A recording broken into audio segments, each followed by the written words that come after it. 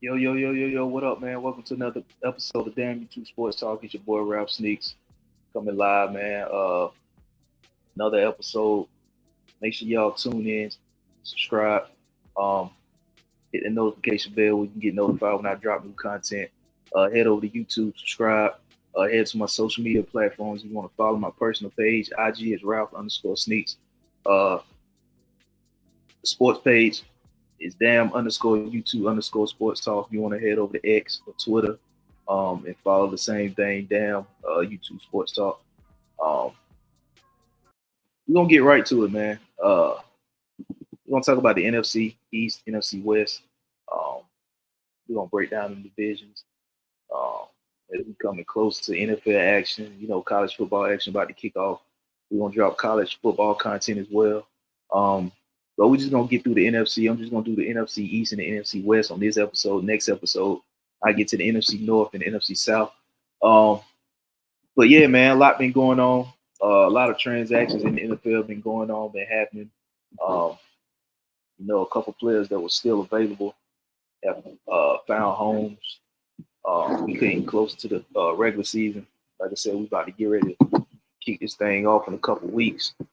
Let's start this off with the NFC East. Let's go with the Dallas Cowboys. They finished first in the division. Well, first, let me say this about the NFC East. Let me say this. I think all but one coach in that division is on the hot seat. And that's Dan Quinn. That's the only coach that ain't on the hot seat. He just got to Washington. So I don't think he's on the hot seat. But Mike McCarthy, hot seat. Nick Sirianni, hot seat. Brian DeBall, hot seat. I think if those seasons don't go as planned accordingly for those three guys, they could be out after this season. And like I said, Dan Quinn, the only one in that division, he just got hired to Washington, so he ain't going nowhere. So he's the only one, in my opinion, in this division that ain't on the hot seat. Those other three guys that I just mentioned, hot seat. But let's kick it off. Dallas Cowboys, like I said, they finished first in the division. They had a 12-5 record, but they lost some guys. And of course, we all know about the situation going on with CeeDee Lamb, the holdout contract negotiations. You still got Dak Prescott that you got to pay, and you also got Michael Parsons that you got to pay. So they got a tight, sticky, icky situation over there in Dallas.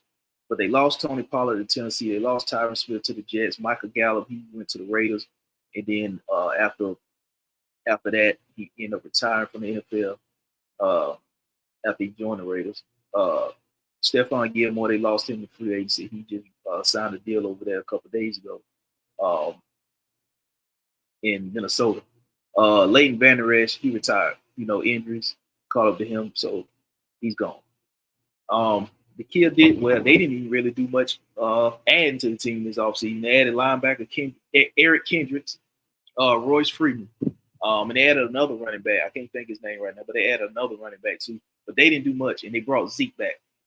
You know what I mean? So they didn't do much of nothing in free agency. They really didn't do nothing at all. You know what I'm saying?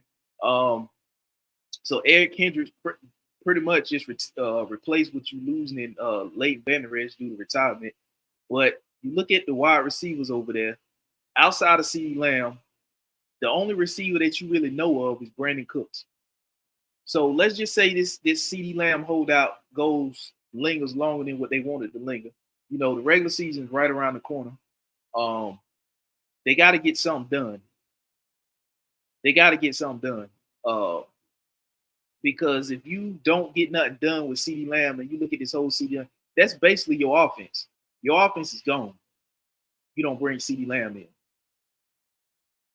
Who else on that offense right now, outside of CeeDee Lamb, that can produce for you and get you in contention? Because if you're the Dallas Cowboys, that's what you're supposed to be into. You're supposed to be in contention. So you don't have CeeDee Lamb to open it up for you. You don't right now. Your wide receivers right now, without CeeDee Lamb, Brandon Cooks will have to be the one. Kavontae Turpin, Jalen Brooks, Jalen Tolbert, and Ryan Flannery. Nobody know none of them guys outside of Brandon Cooks. And Brandon Cooks done played with, several other teams before, playing with the Patriots, playing with the Saints. He's played with other teams before, the Rams. He's played with other teams before. So you know Brandon Cooks. But do you think he can be a number one for you right now to replace what you will be missing in CeeDee Lamb? And with the holdout situation with the contract. So your offense is essentially gone when you don't have CeeDee Lamb there. Are you relying on Royce Freeman? Is your running back? Are you relying on Zeke again? You drafted Zeke, you had him there, you lost him, went to New England, now he's back. You relying on that?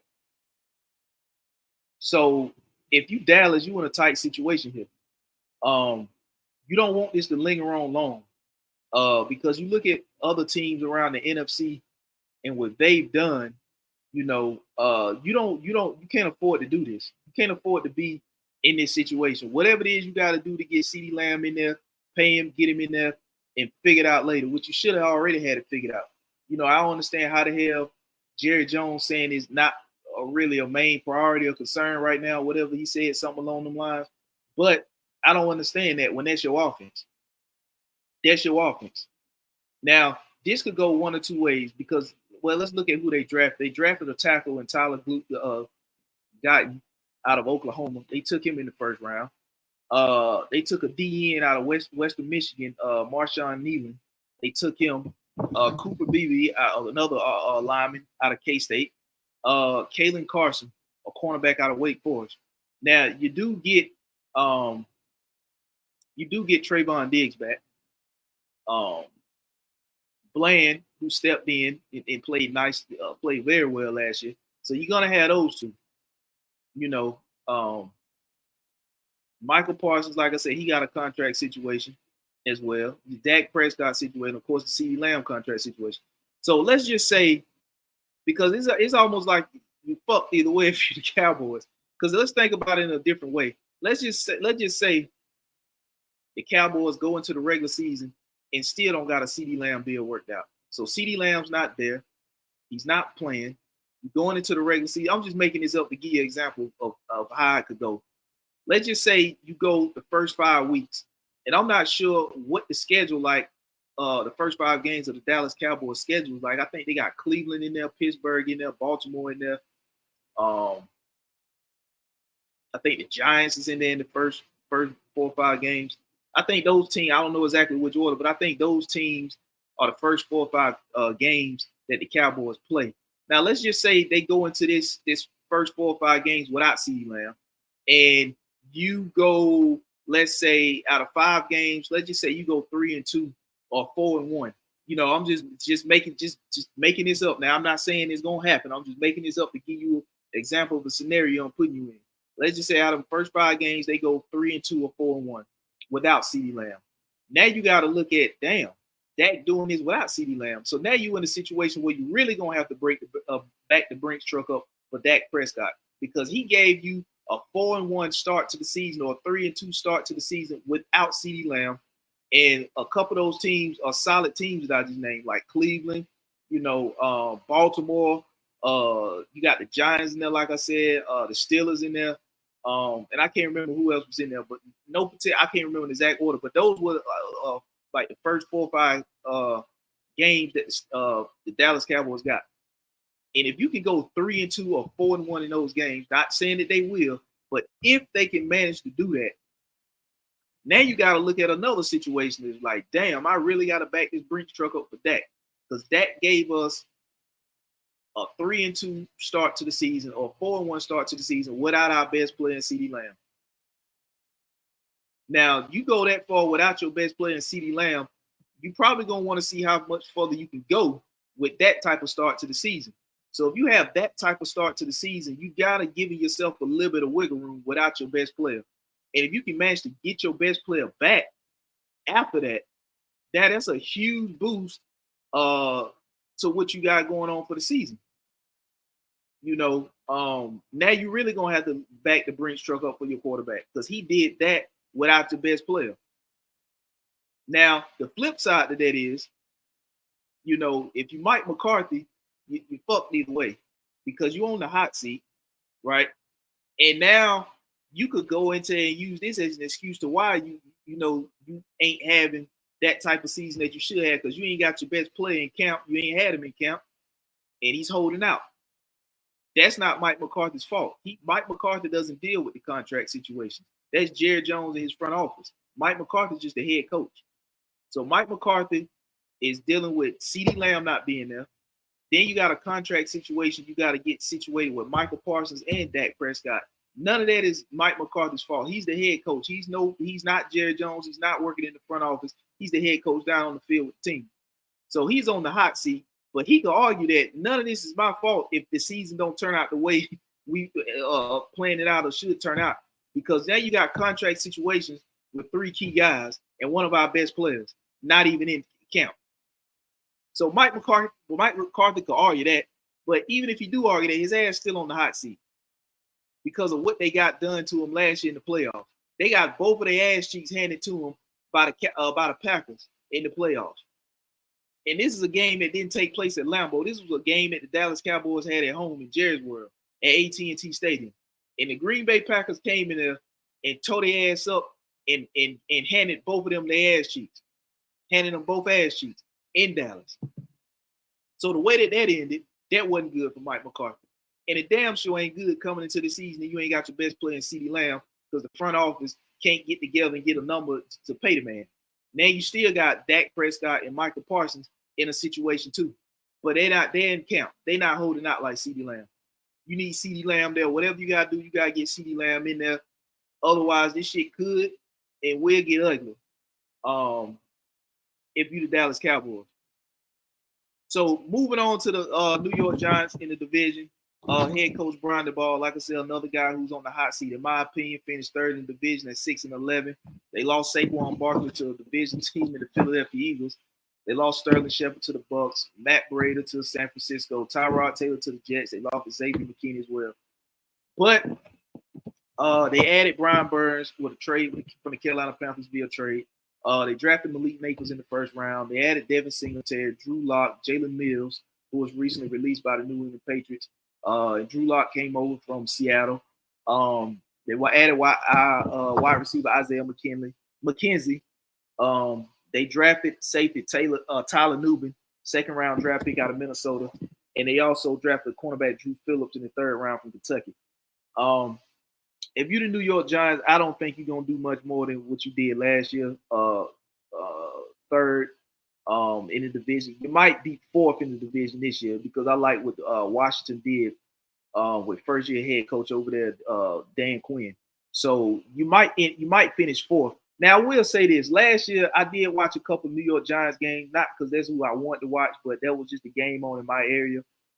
But there were about 4 or 5 games last year that the New York Giants lost close because they couldn't finish or execute down the stretch, or they had a costly turnover or penalty that pushed them back and it cost them the game.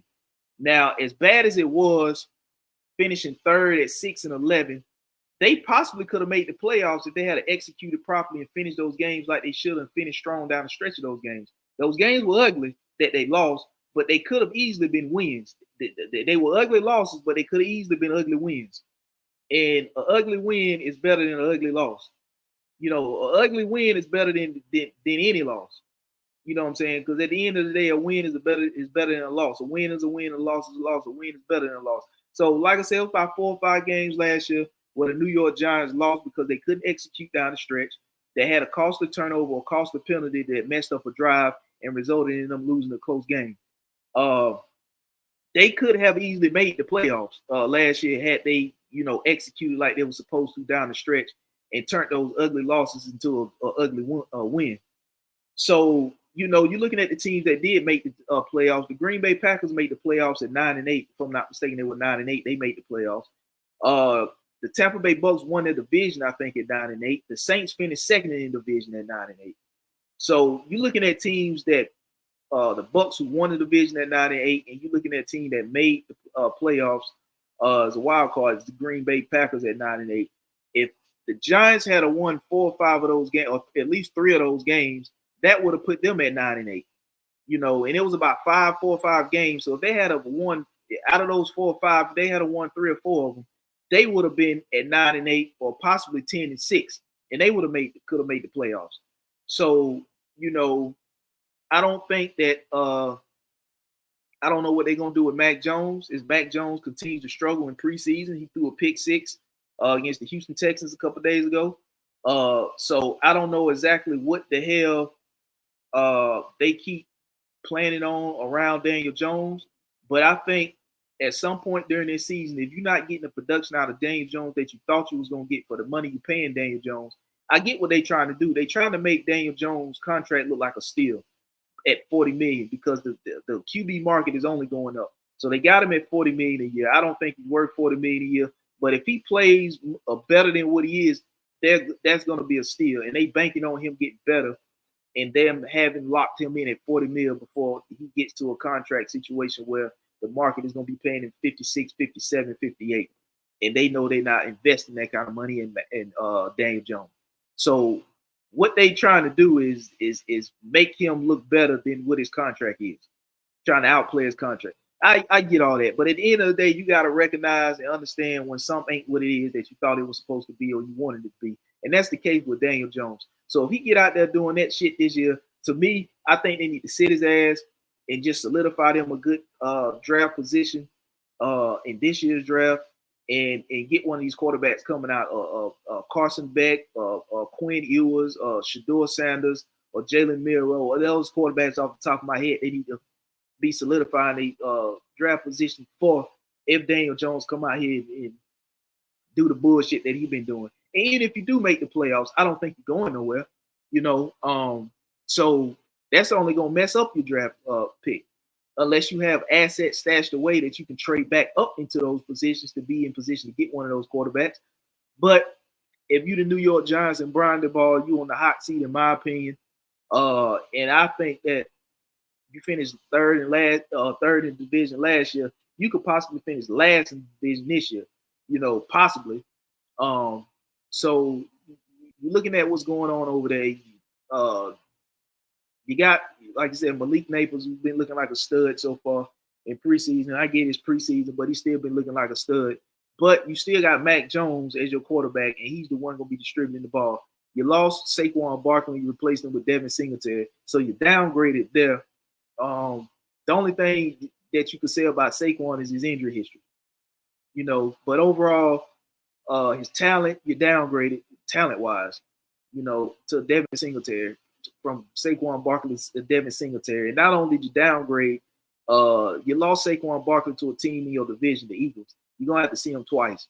So I don't know what the hell the Giants was thinking or what they was doing, is they were on Hard Knocks and they went through all that.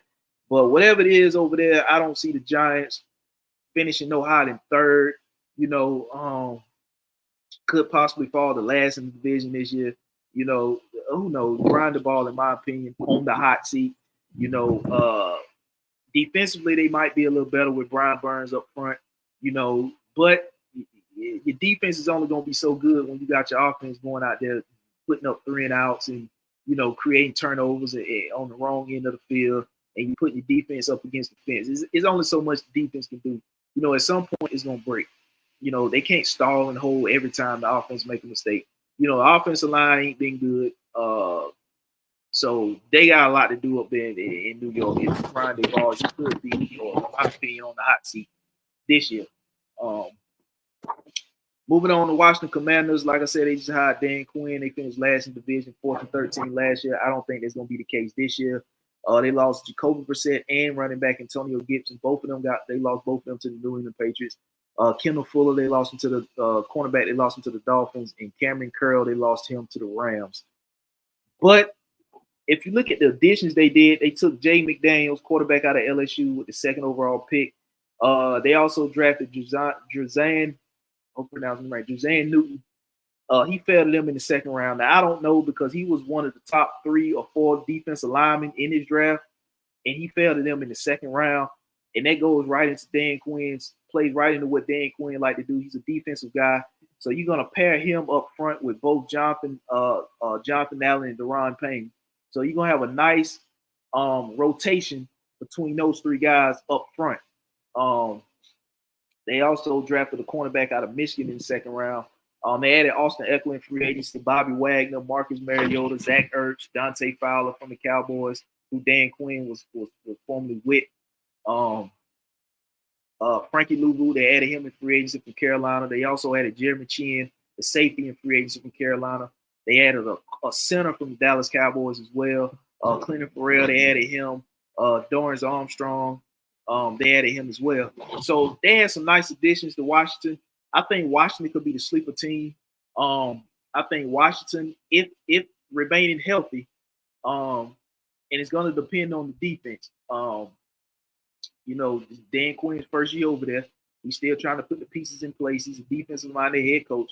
He's trying to put the pieces in place, and you can tell by the additions he added with not only the draft picks with Jazan Newton, but he also added Dante Fowler, Frankie Louvu, Jeremy Chin, Clinton Farrell, Dorrance Armstrong. He added guys that he was familiar with.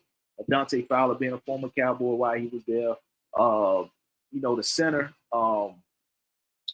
can't pronounce his name now. I didn't, but he was there as well. And Jeremy Chin, a safety that they added in free agents from Carolina. So you can kind of see defensively they're going to be better. The only thing that scares me they're gonna have a nice front seven. You got Deron Payne, Jonathan Allen up front, Dorrance Armstrong, the second round rookie out of Illinois, Jazan Newton, who, like I said, I don't know how the hell he fell that far when he was projected to be a top 3, top 4 defensive lineman in his draft class. I had seen a lot of mocks with him going mid first round, and that was the latest. But things change on draft night. But Dan Quinn, they were excited as hell when he fell to him, and they took him, as they should. He's a Dan Quinn type of guy up front. So they're going to have a nice rotation, a nice mix up front right now between Deron Payne, Jonathan Allen, and Jazan Newton. Now, which one of those guys are going to be leaving the Commander soon between Deron Payne and Jonathan Allen? I don't know. But then you get a guy like Jazan Newton fall, you can slide right in and be one of those guys' replacement. The only thing that concerned me on the defense would be more so the secondary with Emmanuel Forbes. He's struggling. He struggled some last year. He's struggling in camp this year. So far this season, he was the 16th pick in last year's draft. He was a first rounder. They also drafted Christian McCaffrey brother, Luke McCaffrey. They also took him. So you're looking at the Washington Commanders. I think they'll be much better than 4 wins this year.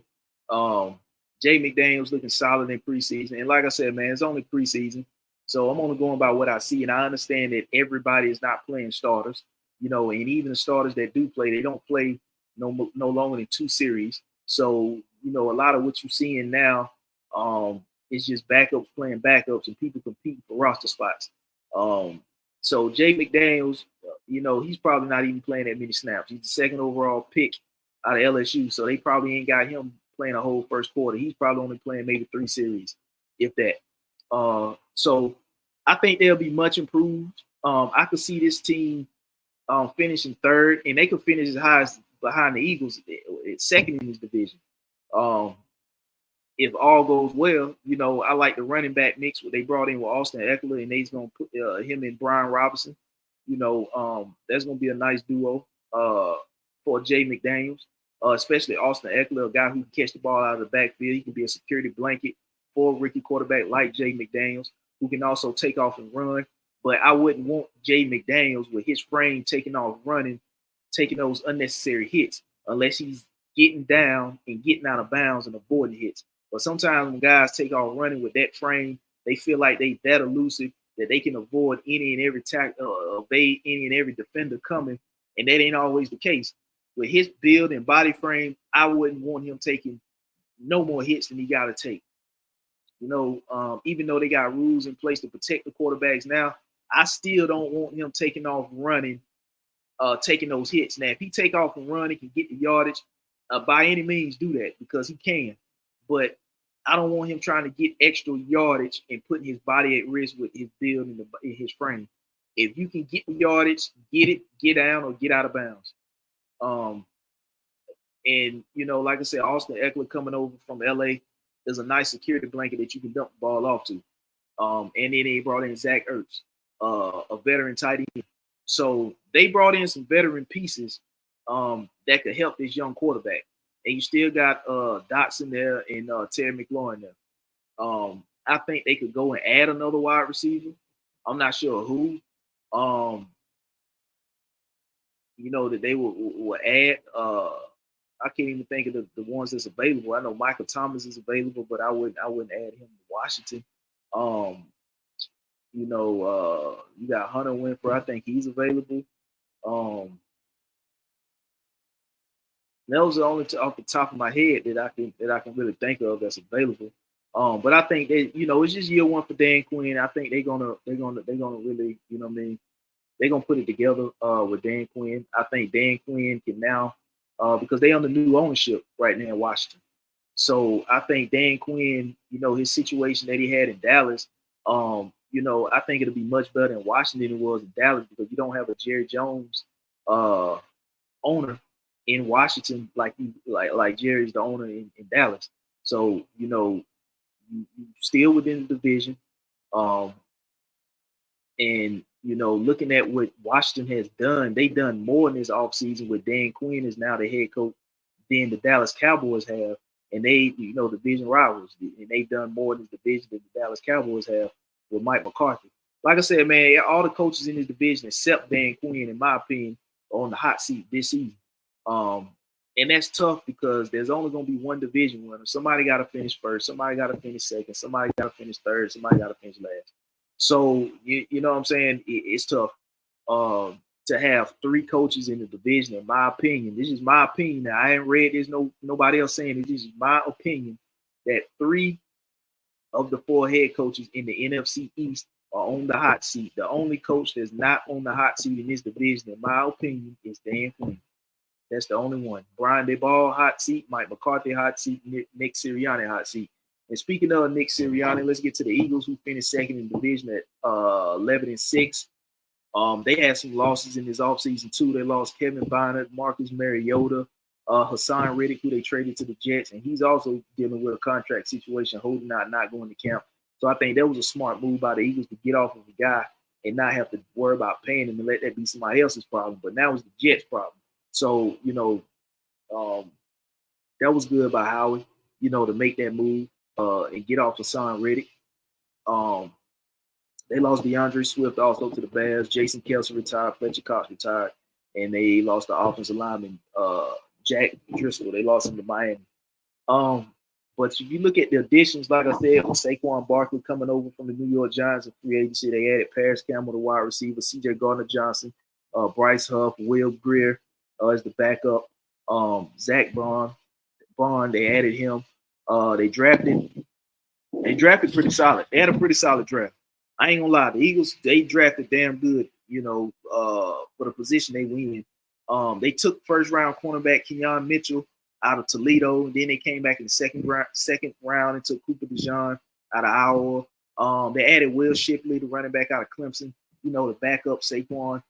He still can do Saquon type things. I'm not saying he's as athletic as Saquon, but in the case that Saquon goes down, he can come in and you really won't have to change the game plan from the running back perspective because Will Shipley can also run between the tackles, run outside the tackles. He can also catch the ball out of the backfield. So you still can pretty much do the same thing with Will Shipley when you have Saquon out of the game. So I think that was a nice addition behind Saquon, who has an injury history. They had drafted Johnny Wilson out of Florida State. He's like 6'6". So, and I think they added another receiver in the draft as well out of Texas A&M. But if you look at this draft, and Jeremiah Trotter, they added him as well. The son of former linebacker Jeremiah Trotter out of Clemson. They added him as well. So they did some nice additions through the draft. They added a backup quarterback in Will Greer in free agency. And they added another wide receiver, Paris Campbell, used to be with the Colts. They added him. I think this team right here, Nick Sirianni, you gotta win. You gotta get it done with this team. You got the pieces. You got your quarterback in Jalen Hurts. You still got AJ Brown. You got Devontae Smith. You added Johnny Wilson and Paris Campbell. You added two more receivers.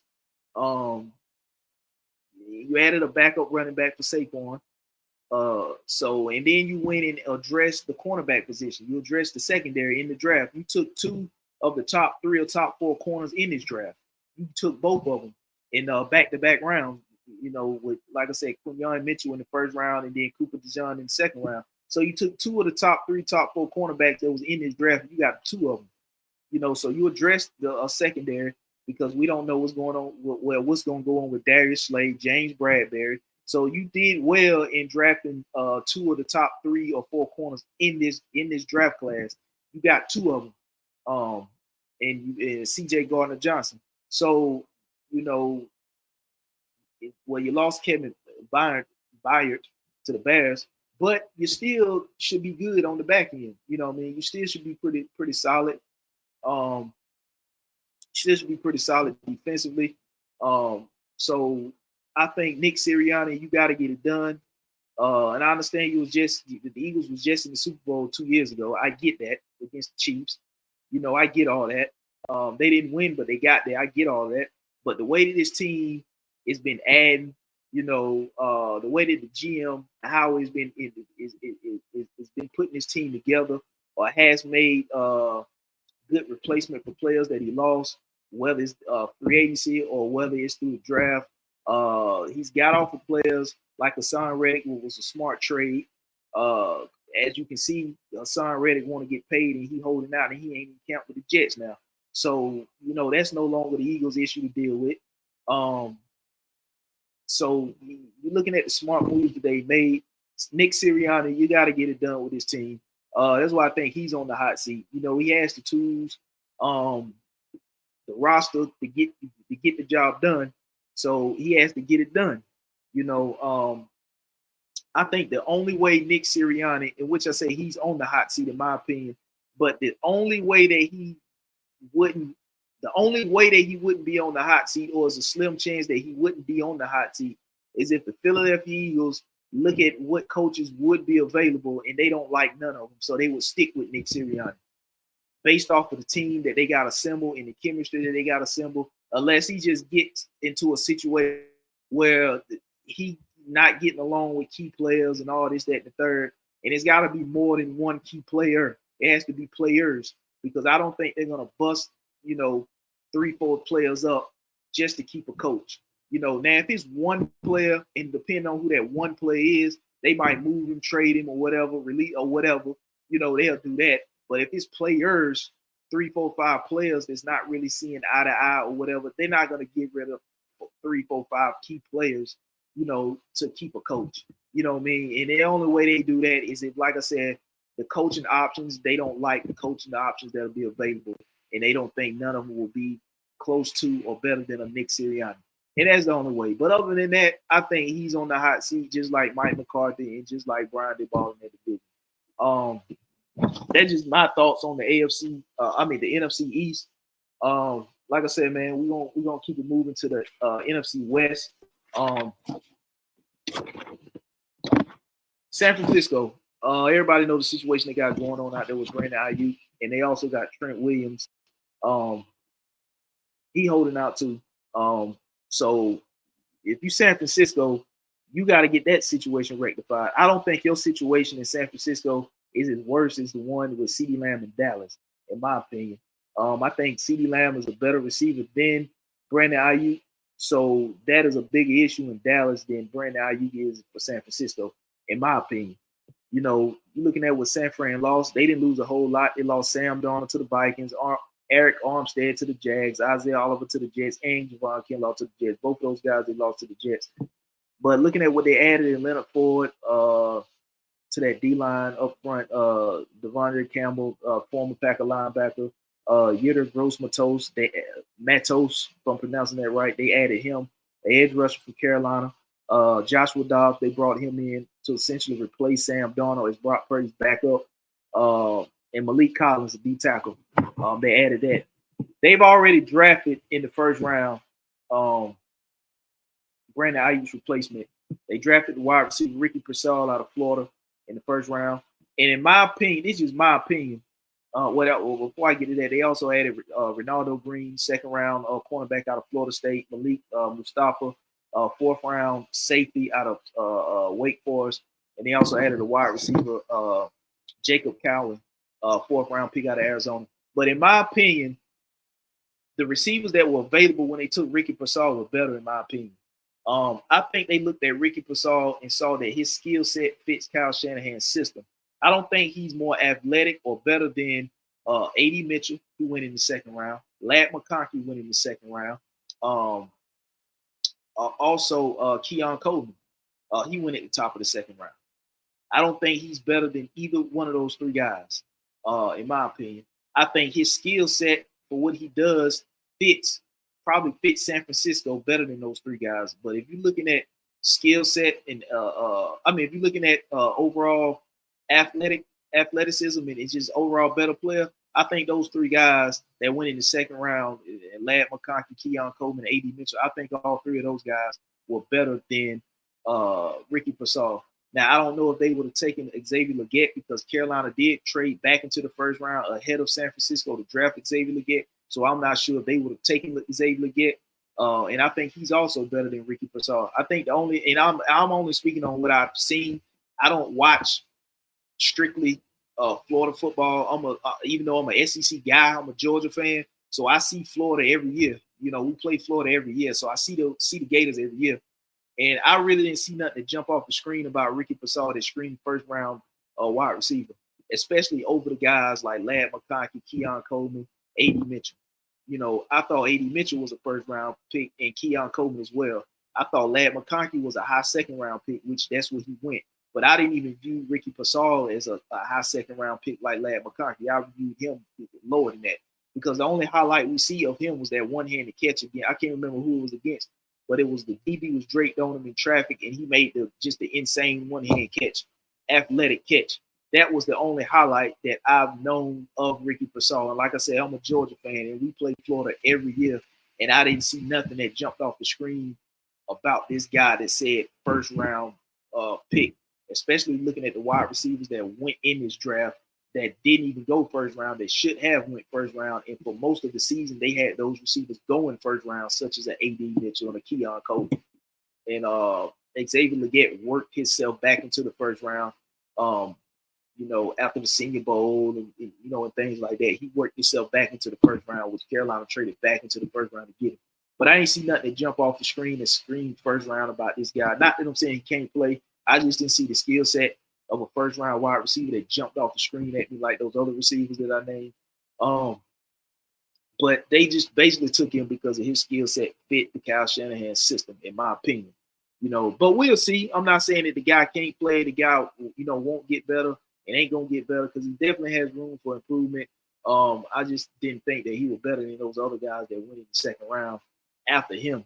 And like I said, it was still, we'll never know whether the 49, well, we won't know because they didn't take him.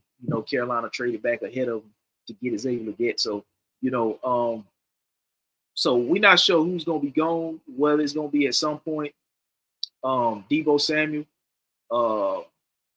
or Brandon Ayuk. But Deebo Samuel with the slight injury history, in that system, I'm keeping Deebo. You got two guys in Deebo Samuel and Christian McCaffrey that could both, running out of the backfield. Christian McCaffrey, you got a wide receiver / running back in Christian McCaffrey, and you got a wide receiver / running back in Deebo Samuel. You can use Deebo Samuel, hand the ball to him out of the backfield. You can line him up in the slot or line him up outside. Same thing with McCaffrey. He can run between the tackles, run outside the tackles. You can catch it out the backfield here. You can send him out and line him up as a wide receiver in the formation, whether it's in the slot or outside, and he can actually run routes and catch passes like a receiver. So in that system, when you got two guys like that, that benefits, so I can see why they drafted a receiver to, going on with the Brandon Ayuk situation. It still ain't resolved, and we in preseason, the season right around the corner, and him and Trent Williams still sitting out. So they got to get that situation. But I could see them still if they get the situations worked out with both Trent Williams and Brandon Ayuk, I can see them winning the division again. If not, I could see them falling the second in the division behind the LA Rams. So speaking of Rams, let's just go ahead and get to them. They finished second with 10-7. Sean McVay head coaching over there. They lost Aaron Donald to retirement. Royce Freeman, he signed to the Dallas Cowboys. Carson Wentz over there in Kansas City, backing up Pat Mahomes. They lost Jordan Fuller, the safety, to the Carolina Panthers in free agency, and Jonah Williams, they lost him in free agency as well. But if you look at the key additions, Tre'Davious White, former Buffalo Bills cornerback, they added Jimmy G as well. Darius Williams, the cornerback, they added him as well. They drafted both Jared Verse and Braden Fisk. Both of those guys were on the D-line in Florida State. They took Jared Verse in the first round, and they came back and took Braden Fisk in the second round. They added the running back out of Michigan in the third round, Blake Corum. They added him and Cameron Kitchens, the solid safety. They added him in the third round too. So they had 2 third-round picks. They actually drafted well. You know what I mean? For losing Aaron Donald to retirement, that goes to show you how big of a guy Aaron Donald was. They had to draft 2 guys to replace him. And I think those 2 guys are going to do a good job. I'm not saying both of those guys are Aaron Donald. It's hard to say somebody's Aaron Donald right now, especially if you're a rookie. But I think those 2 guys are going to do well out there in LA. I think they did a damn good job of replacing along that D-line what they lost in Aaron Donald by drafting Jared Verse in the first round, then coming back in the second round and taking the same another D-lineman who was causing hell up front, Florida State, and Braden Fisk. So both of those guys are going to cause hell up front in that division. And I think it's going to be much needed if you're the Rams. Like I said, if the 49ers don't get this Trent Williams thing and this Brandon Ayuk thing situated, I could see the LA Rams actually winning this division and the San Francisco 49ers falling to second in this division. You know, you look at the wide receivers. They got Cooper Kupp and Puka Nacua. Puka Nacua, who actually played all 17 games last year, he had damn near 1,500 yards receiving. I think Matthew Stafford played 14 or 15 games last year, something like that. He missed a few. But he played damn near all of the season, but he missed a few games. And Cooper Kupp, I think he played about 11 or 12 games. And he didn't have 1,000 yards receiving. But I think the games that Cooper Kupp did play, he wasn't playing 100%. So I think getting both of those guys back this season with a healthy Matthew Stafford, Cooper Kupp, and Puka Nacua, you add that back into the mix for a majority of full season together. I think the LA Rams are not going to be as bad as people think. You know, going through the situation that they was going through with the cap and then the contract situations that they had after they won that Super Bowl, you know, losing the players that they lost, I think they bounced back pretty solid. They had a pretty solid bounce back. You know, like I said, Sean McVay, even though they lost Raheem Morris from their staff, they lost him to the Atlanta Falcons. He's now the head coach over there in Atlanta. But I think they still could be at worst a second round team. That's if every, you know, it's hard to say in the NFL who ain't gonna be healthy, who's gonna be healthy. It's a contact sport. Injuries could happen and hit any team. It could happen to any player, you know. So I think this team at worst in this division could be a second finish second in this division at worst. They won't be no worse than they were last year. You know, and like I said a few seconds ago, if the San Francisco 49ers can't figure out this Trent Williams and Brandon Ayuk thing, I think that this LA Rams could be the team that win this division, and San Francisco could finish second in the division and make it in as a wild card. But, you know, if they get Trent Williams and Brandon Ayuk situated, then I think the Niners will win the division. Because if you look at what they've done up front, you're going to need Trent Williams when you add it. Even though you lost to Aaron Donald, when there's a lot of people wiping sweat off their forehead because they ain't got to see Aaron Donald no more. But if you can't somehow get Trent Williams back, you need Trent Williams there. You know, I understand that they got guys that's taking reps in Trent Williams' spot, but they're not Trent Williams. You know, it's good that they getting those reps with the starters in the first team because of this Trent Williams situation. But if you don't get Trent Williams back, looking at what I just said, the Rams did up front by taking Jared Verse and taking Braden Fisk in the first and second rounds, that right there could be problematic for San Francisco O-line. With Trent Williams being one the best offensive lineman you got, protecting Brock Purdy, you need that. You know, you don't want to lose Brock Purdy. I mean, you know what you got in Brock Purdy. You're getting ready to pay Brock Purdy pretty soon. So you don't want to lose or risk nothing with Brock. You need Trent Williams. You need that protection up front for Brock Purdy. Because like I said, I like what they did. The LA Rams did in this draft with taking Jared Verse in the first round and coming back taking Braden Frisk in the second round. So like I said, this team right now, if they don't get that shit situated in San Francisco with IU and Trent Williams, that's a weapon that Brock Purdy won't have, and that's protection that Brock Purdy won't have. So if you don't get that shit situated, I could see the Niners falling the second in this division and the LA Rams winning this division. And San Francisco making the playoffs as a wild card. You know, and if they wait too late to get it situated, it depends. The LA Rams could still win this division if they get both of those guys back in San Francisco. It just depends on when they get both of those guys back. You know, if this thing linger on into the season and these guys ain't back or they ain't got this shit situated, depending on how far into the season they go, they could have to make up some ground, you know, to catch the LA Rams. And it might not be enough time to do it because of how they started the season without these two guys. So, like I said, if they don't get that shit worked out, I can see the Rams winning this division. And 49ers making the playoff. Is a wild card team. You know, moving on, Seattle. They finished third, 9-8. They got a new head coach, Mike McDonald, who was the previous defensive coordinator over there in Baltimore, if I think the past 2 years, if I'm not mistaken. They lost Quadre Diggs and they lost Jamal Adams, both to the Tennessee Titans. Will Disley, they lost him. Damian Lewis, the guard, alone in offensive line, they lost him to free agents to the Carolina Panthers. Drew Lock, they lost him to the Giants. They lost Bobby Wagner to the Washington Commanders. Kobe Parkinson, tight end, he's going to the Rams. And Jordan Brooks, they lost him to the Miami Dolphins in free agency. But they added Laviska Shenault, wide receiver from the Carolina Panthers in free agency. Rashawn Jenkins from the Jags. Sam Howell came over from Washington. Jonathan Hankins from the Cowboys, they added him. Kavon Wallace from Tennessee, they added him. And Jerome Baker from the Dolphins, they added him to the linebacker corps. Mike McDonald being a defensive guy, like I said, he was the previous defensive coordinator for the Baltimore Ravens. I think this team right now, they're not there yet. They definitely are putting together the pieces, and they already had a couple pieces that was there before Mike McDonald got there. Tariq Woolen on one side, and then they had a sensational rookie they drafted out of Illinois, Devon Witherspoon, who they took last year in the first round. I think he was like the fifth pick or something like that, and he played damn good as a rookie. And then you got Tariq Woolen, who's playing having a damn good camp. So you got two solid corners to work with if you are Mike McDonald. You had good cornerback play when you was in Baltimore as defensive coordinator, and you come to Seattle when you got good cornerback play and some pretty young guys over there. And like I said, Devon Witherspoon and Tariq Woolen. So you're solid there, you know, moving forward. You drafted Byron Murphy out of Texas in the first round.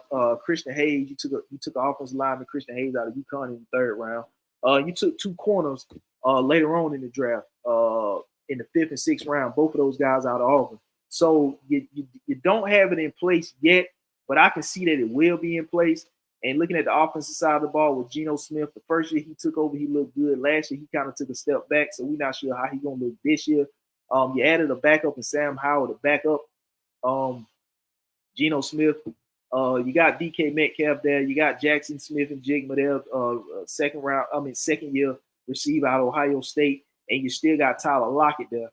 So offensively, and running back Kenneth Walker. So offensively, you're not bad at all. You ain't bad at all. So I can see this team right here. To me, Seattle is in prime position in this division that when one of San Francisco or LA, once one of those two teams, if not both of those teams, start to decline and dip, because, you know, we all see it happening when good teams are up there. It's just a matter of time before they take a decline and dip because of the cap space, because the players going to want certain contracts. The team is probably not going to want to get them. So they're going to have to lose players. They're going to have to replace players. They're going to be up against the cap. They're going to have to get rid of some players because they don't have the draft capital to replace certain players. So they're going to have to move certain players to get draft capital to replace other players. So teams that are up are going to, you know, sooner or later fall. And I think the Seattle Seahawks in this division is a team that's putting it together now that ain't bad when they got Mike McDonald. You know, they were 9-8 last season. Like I said, 9-8 won the division in the NFC South. 9-8 got you a second place finish in the NFC South. The Bucs won at 9-8. The Saints finished second at 9-8. The Green Bay Packers made the playoffs at 9-8. So 9-8 ain't a bad record. You know, it's bad for certain teams, but for the Seahawks, that's not a bad record. And I think, like I said, Seattle is one of them teams that's primed in position right now to make a significant leap in this division when one of the Rams or the 49ers take a drop. Because, like I said, in the NFL, when you got the cap space, when you got cap space, and when you got players that want certain contracts, this, that, and the third, you're gonna have to find out and work that out. And a lot of times, the team's gonna take a hit. It may not be a significant hit, but it's gonna be a slight hit where you're gonna have to release a player to create some cap space. You're gonna have to restructure some contracts to create cap space. You're gonna have to trade away some players to get some assets to replace a player or to keep a certain player, and that's gonna kind of hurt you to a certain degree because you're gonna value one player over the other. So I think Seattle, like I said, this is a team that's not put together, but this is a team that ain't in a bad position. Looking at the overall roster, what I just named on the offensive side of the ball, and then they bring in a defensive-minded head coach who already got two solid corners in play there in depth. Devon Witherspoon, like I said, who they took last year in the first round, and then Tariq Woolen's still there. And then taking Byron Murphy, one of the better D linemen in this draft. They took him in the first round. So you're gonna have some real tough interior play up front because Byron Murphy was tough. You're gonna get toughness in the trenches up front from Byron Murphy, and then you're gonna have two solid corners in Devon Witherspoon and Tariq Woolen. So you got something to work with. You're working with some on the defensive side of the ball, and then you already got something to work with on the offensive side of the ball with Metcalf, Jackson Smith, Smith and Jigma, then Tyler Lockett and Kenneth Walker. So you got something to work with. This just, like I said, this is one of them teams that is in prime position that maybe in a couple years when you start to see maybe the Rams and 49ers started to take a dip, this is going to be the team that's going to jump over them because of what they're putting together now. And if they don't do nothing bonehead, they're going to go into the 2025 draft and make solid picks. And I'm projecting they're going to make solid picks on the defensive side of the ball early because of Mike McDonald and his defensive minded and him coming from the Baltimore Ravens.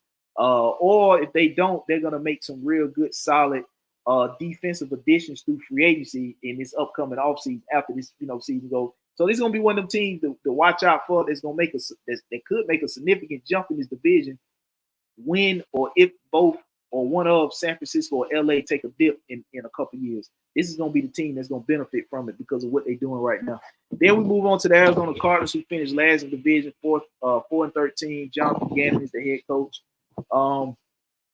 You're looking at they lost Hollywood Brown to the Kansas City Chiefs. They lost the linebacker Zeke Turner to the 49ers. Rondale Moore, they traded him to Atlanta for Desmond Ridder. DJ Humphries, they released. But they drafted first wide receiver came off the board. They drafted him, Marvin Harrison, stud wide receiver. They drafted him out of Ohio State.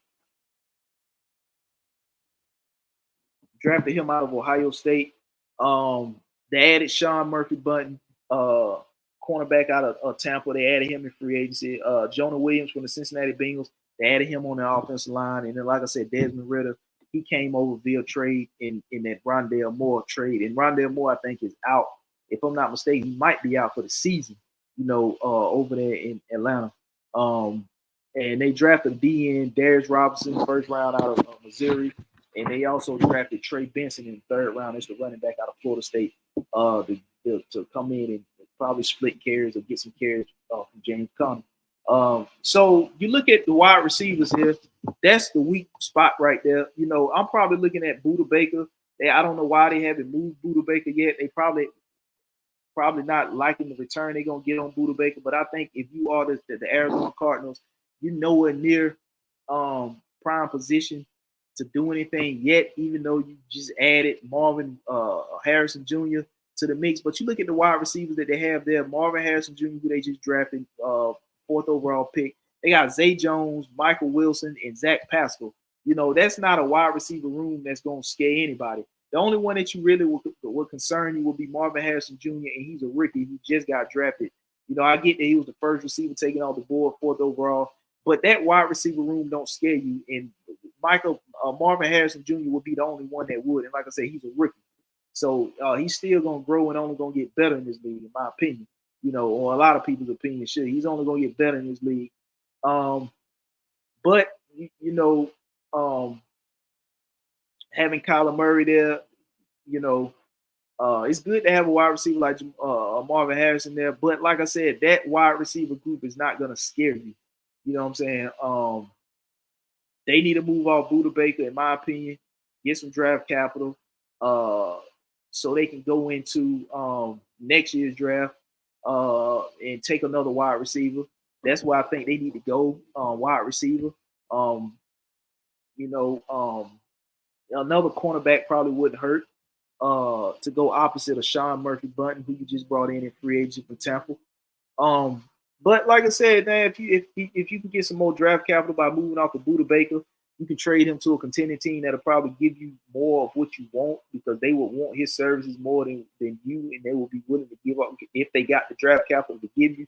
They'll be more than willing to give it to you because they are a contending team that need his services more than a non-contending team. And I'm not even sure the wide receiver is going to be coming out in this draft. The only one I can really think of that will be at the top will be my man from Missouri. I think his last name Burton. I can't think his first name. But he's at Missouri, wide receiver. Damn, I can't think his name.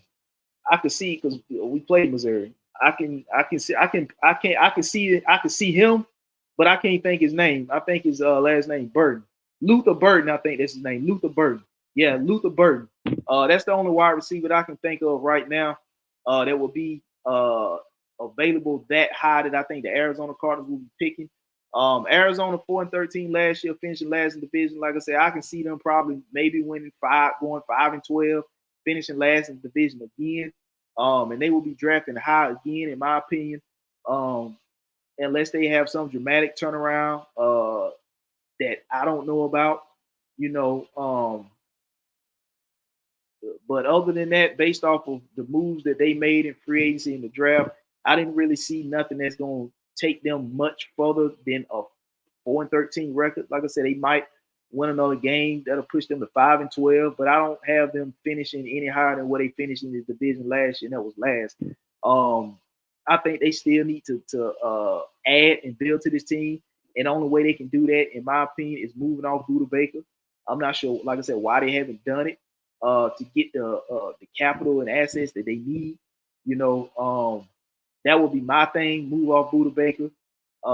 Take another wide receiver in the first round. Like I said, Luther Burton out of Missouri will be a damn good fit. So now you will have Kyler Murray having 2 young stud receivers, Luther Burton and Marvin Harrison Jr., who you just drafted. So, and maybe add another offensive lineman because you're going to have to compete in this division. Your offense is going to have to go up against a soon-to-be good Seattle defense, in which Mike McDonald is going to assemble and put together over there. You're going to have to go up against the Rams twice, and you're going to see San Francisco twice. So you're going to have a good offense to go up against these defenses, in my opinion. And if you're the Arizona Cardinals, I think that's where you need to start on the offensive side of the ball to go up against these defenses. And the offense will start to work itself out. So, coming up off of Buda Baker, that would be my first step. That would be the first thing I would do if I were them. That's exactly where I would look to go to get the assets that I need to move up and add more to this team. But yeah, man, on my AFC East, AFC West predictions, a little bit of breakdown of the divisions. The next episode, man, we're gonna get into the NFC North, the NFC South, and that's gonna, finish up all my predictions there for both AFC and NFC. Like I said, NFL around the corner, college football around the corner. But make sure y'all head over to YouTube, smash that subscribe button, smash that notification bell so you get updated whenever I drop new content. You get notified. Head over to IG, and if you ain't following the sports page, follow it at damn_YouTube_sports talk. Head over to my personal page if you want. It's Ralph_Sneaks. Twitter is damn YouTube sports talk. You can follow those platforms. Like I said, click the link in the bio once you get over there to IG, the sports page. You can also, like I said, tap the link in the bio. You can follow the page. You can subscribe to the page that way as well. Until the next episode, man, y'all be safe, and I'll see y'all on the next one. Peace.